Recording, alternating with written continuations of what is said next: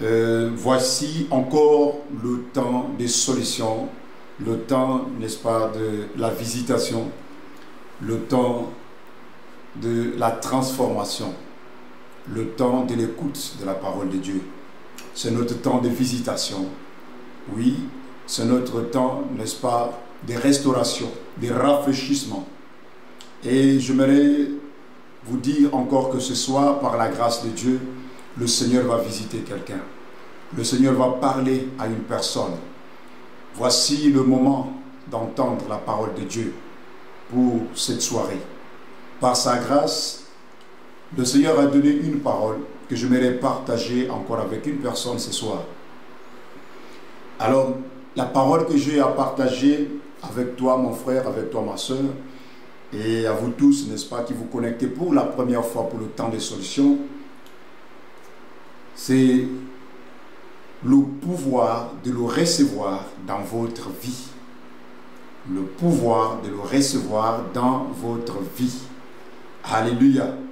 Et alors, j'ai tiré par la grâce de Dieu, n'est-ce pas, ce thème, dans le livre de Jean, chapitre 1, à partir du verset 12 au verset 13. La Bible dit, mais à tous ceux qui l'ont reçu, à ceux qui ont cru en son nom, elle a donné le pouvoir de devenir enfants de Dieu, lequel est né, non, verset 13, du sang ni de la volonté de l'homme, ni de la volonté de la chair, mais de Dieu. À tous ceux qui l'ont reçu, elle a donné le pouvoir de devenir des enfants de Dieu. Jean chapitre 14, le verset 6, je vais lire rapidement.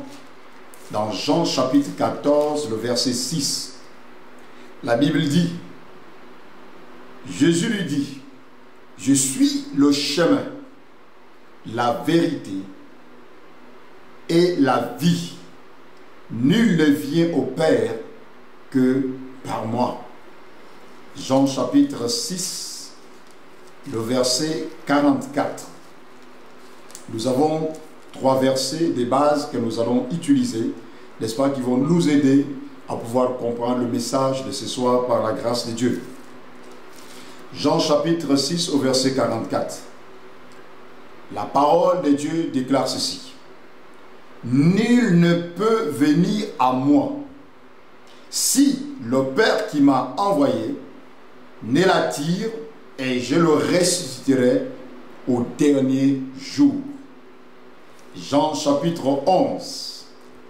Si tu as ta Bible avec toi, mon frère, ma soeur, voici le moment, n'est-ce pas, de pouvoir consulter votre Bible afin d'être en accord avec les Écritures ce soir. Jean chapitre 11 en son verset 25. Jésus lui dit, je suis la résurrection et la vie. Celui qui croit en moi vivra, quand même il sera mort. Celui qui croit en moi vivra, quand même il sera mort. Parce qu'il est la résurrection et la vie éternelle. Alors, nous revenons à notre thème. La parole de Dieu nous dit dans Jean chapitre 1, au verset 12, que à tous ceux qui l'ont reçu, à tous ceux qui ont cru en son nom, elle a donné le pouvoir de devenir enfants de Dieu. De devenir enfants de Dieu. Le pouvoir de le recevoir dans votre vie. Il y a un pouvoir que Dieu, n'est-ce pas, délègue, donne, orchestre, accorde à toute personne qui reçoit cet homme, qui reçoit cette parole, qui reçoit Jésus-Christ comme son Seigneur et son Sauveur. Lorsqu'on parle du pouvoir de devenir, le pouvoir d'être transformé, le pouvoir d'être développer, le pouvoir de grandir, le pouvoir de croître, le pouvoir de changer de statut, d'identité. Pour quiconque reçoit, il donne le pouvoir d'être transformé, le pouvoir d'être guéri, le pouvoir de recevoir la vie, le pouvoir d'être sauvé, le pouvoir de la transformation, le pouvoir de la régénération. Alléluia. À tous ceux qui l'ont reçu, quiconque reçoit Jésus-Christ, il reçoit le pouvoir de devenir fils de Dieu. Le pouvoir. Alors, soulignez ici le pouvoir. Lorsqu'on parle de pouvoir, on parle ici de la puissance, l'autorité, la domination, un changement de statut et d'identité avec pour rôle ou mission de régner, d'exercer l'autorité, de commander, d'assujettir à tous ceux qui l'ont reçu. Il donne le pouvoir, il donne l'autorité, il donne la domination. Ah, je pensais que tu allais désirer, n'est-ce pas, recevoir, enfin, d'opérer dans le pouvoir, dans l'autorité, dans la puissance, dans la manifestation de la divinité de Dieu. À tous ceux qui l'ont reçu. Vous savez, nous recevons tellement de choses. Et nombreux manifestent beaucoup de puissance. Parce que la puissance, elle peut être manifestée dans le domaine, n'est-ce pas, d'occultisme, de la sorcellerie. Dans le monde des ténèbres, ils ont aussi ce qu'ils appellent le pouvoir. Dans la politique, c'est le pouvoir. L'argent, c'est le pouvoir. Certains, n'est-ce pas, lorsqu'ils occupent des postes ou des positions d'autorité, des dirigeants, ils ont un certain pouvoir qu'ils exercent. Mais est-ce que ce pouvoir a la capacité de vous transformer, de vous amener à devenir des fils de Dieu? Le Dieu créateur du ciel et de la terre, il donne un pouvoir de devenir ses fils, de devenir des partisans du royaume. Alléluia. Est-ce que tu désires ce pouvoir? Si tu désires ce pouvoir, tu dois recevoir d'abord. Il faut le recevoir. Alors, lorsque la parole de Dieu nous dit, dans Genèse chapitre 1, en son verset 28, vous allez voir ici encore où la Bible nous parle du pouvoir, de l'autorité, de la domination. La Bible dit, Dieu les bénit et Dieu leur dit, soyez féconds, multipliez, remplissez la terre et la sujettissez et dominez sur les poissons de la mer, sur les oiseaux du ciel et sur tout animal qui se meut sur la terre. Dieu les bénit. Il dit multipliez, soyez féconds. Quand Dieu te donne le pouvoir, tu es béni. Tu as la capacité de te reproduire. Tu as la capacité d'être fructueux. Tu es béni. Tu te multiplies. Tu as la capacité de dominer. Tu as la capacité d'assujettir toute espèce, que ce soit dans le ciel et sur la terre. Lorsque tu reçois cet homme, au verset 14 de Jean chapitre 1, nous fait comprendre que cette parole s'est faite chair. Cette parole a vécu parmi nous. Elle a habité au milieu des hommes. La parole s'est faite chair, elle a habité parmi nous, pleine de grâce et de vérité. Quand vous le recevez, vous recevez la grâce. Quand vous le recevez, vous recevez la lumière, la vérité, la justice. Il dit, et nous contemplons sa gloire. Une gloire comme la gloire du Fils unique venant du Père. Lorsque vous le recevez, vous êtes en contact avec la gloire. Alléluia. Tu opères dans la gloire. Tu te manifestes dans la gloire. Tu contractes la grâce. Tu contractes la gloire. Tu contractes la vérité. Recevoir. Lorsqu'on parle de recevoir, on parle de l'accepter. On parle de prendre, de le toucher, de l'accepter. Corps, âme et esprit. Ceux qui reçoivent Jésus comme Seigneur et Sauveur, ils reçoivent le pouvoir, ils reçoivent la gloire, ils reçoivent la lumière, ils reçoivent la vérité, ils reçoivent la vie en abondance. Dans Jean chapitre 10, au verset 10, il dit, le voleur vient pour faire quoi? Pour dérober, pour égorger et pour détruire. Il dit, mais moi, je suis venu afin que les brebis aient la vie et qu'elles soient dans l'abondance. Quand tu le reçois, tu es dans l'abondance. Quand tu le reçois, tu as la vie en abondance. Tu prospères. Quand tu le reçois, tu as la vie. Tu es sauvé.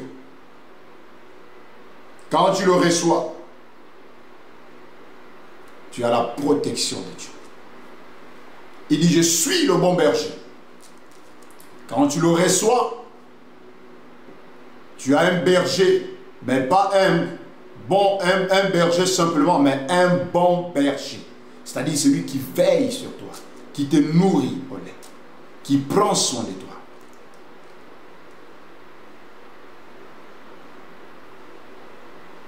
Est-ce que tu veux le recevoir? Quand tu le reçois, les stériles enfantent. Allez-y demander à Anne, demandez à Sarah, dans Genèse 21, après 25 ans d'attente, de promesses, elle a cru à la promesse. Abraham a cru à la promesse. Il y a tous ceux qui l'ont reçu et qui ont cru. Tu ne reçois pas seulement, mais tu dois croire. Si tu crois, tu verras la gloire de Dieu se manifester. Il dit, celui qui croira en moi recevra la vie. Quand même il sera mort. Je ne sais pas ce qui est mort. Mais quand tu le reçois, ces choses qui sont mortes reçoivent la vie. Donc aujourd'hui, j'aimerais bien aimer, frères et sœurs, vous qui êtes au loin en train de m'entendre, prenez cette parole au sérieux. Parce que le Seigneur a des bons projets pour vous. Et il a dit, les projets que je forme sur vous ne sont pas des projets de malheur, mais des projets d'espérance, de paix, d'avenir. Je ne sais pas par quoi vous passez.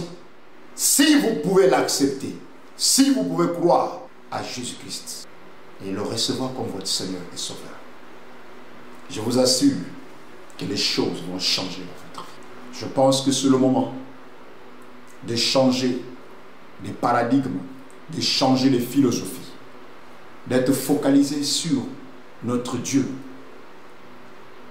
et être focalisé sur son Fils, Jésus-Christ de Nazareth. Il a dit, croyez en moi et croyez au Père. Je suis le chemin, la vérité et la vie. Nul ne va au Père s'il ne passe par Christ. Si vous le recevez, vous avez le chemin pour aller à Dieu, pour le paradis, pour la vie éternelle. Là où tu es, j'aimerais prier avec toi. Parce que lorsque vous le recevez, vous avez un changement de statut, changement d'identité. Dans 1 Jean chapitre 4, le verset 17, la Bible dit, tel il est, tel nous sommes aussi dans ce monde. Lorsque tu le reçois, tu es identique à Christ. Tu portes l'ADN de Dieu.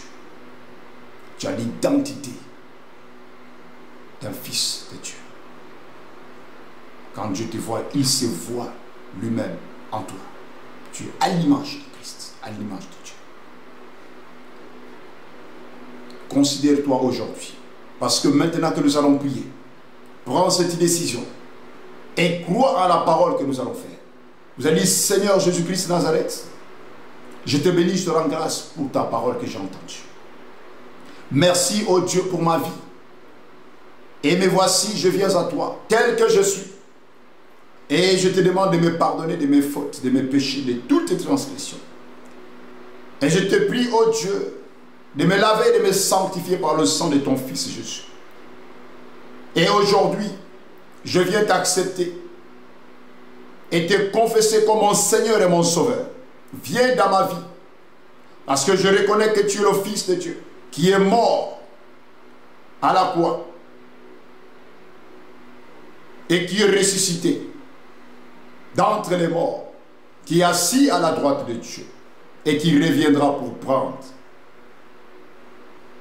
son Église, les vivants qui ont accepté dans leur vie. Et Seigneur, aujourd'hui, je déclare que je suis fils de Dieu, je suis né de nouveau. Satan, aujourd'hui, je te divorce et je me sépare des ténèbres et j'accepte mon Seigneur Jésus-Christ pour avoir accès à l'héritage du royaume. Écris mon nom, Papa, dans le livre de la vie à partir de ce jour. Merci Jésus pour tout ce que tu as fait. Je suis sauvé et guéri, restauré, rétabli, car il n'y a plus de condamnation pour ceux qui sont en Jésus-Christ. Merci Père, dans le nom puissant de Jésus. Amen. Que le Seigneur vous bénisse. Cette parole était pour toi parce que ce jour était écrit dans le livre de la vie, parce que le Seigneur t'avait choisi, il t'avait prédestiné à être sauvé. Que le Seigneur vous bénisse. Je vous souhaite un très bon culte. Je vous invite également demain à tous ceux qui sont à Dakar, au Sénégal, de venir à notre culte du dimanche qui va commencer à partir de 9 h à 13 h. Et nous disons merci à une prochaine rencontre, n'est-ce pas, au prochain samedi. Le Seigneur est avec vous, le Seigneur vous aime et que le Seigneur vous bénisse abondamment. Au nom de Jésus.